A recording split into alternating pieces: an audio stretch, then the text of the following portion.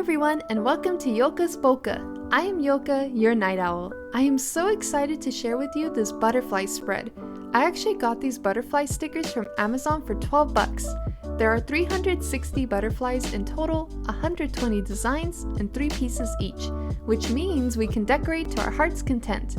I initially tried finding a good sticker book that had a lot of butterfly stickers in them, but I wasn't so lucky at Joanne. Maybe it's too early for butterflies.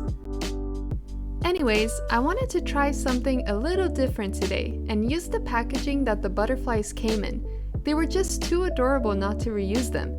So don't think you are limited to just stickers when it comes to planners. Be creative and use things you never thought of using, such as cardboard packaging, paper bags, or even receipts.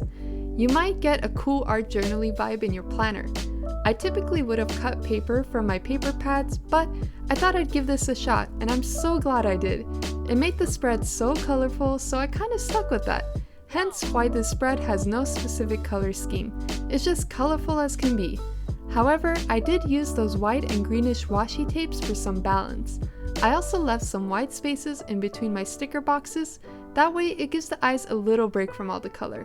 We love color, but we need a bit of balance.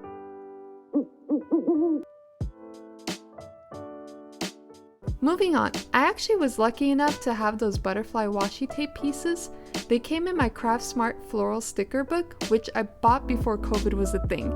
These sticker books are pretty old, but it was perfect because it had exactly what I was looking for. Saying that, I don't want you to feel pressured to plan just like me and use exactly what I have. It's okay not to have the same supplies and the same stickers. I don't even want you to think that you can't plan just because we don't have the same stationery or whatnot.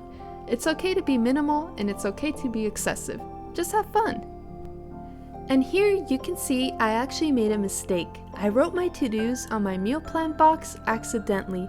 So I used my whiteout on the writing and then a disc label sticker on top. This helps make the surface smooth again and less noticeable compared to straight whiteout. Just a little trick I love to use. After garnishing my spread with some little stickers, it is complete. I hope you had fun planning with me, and if you did, consider liking and subscribing, and I will see you all a little later.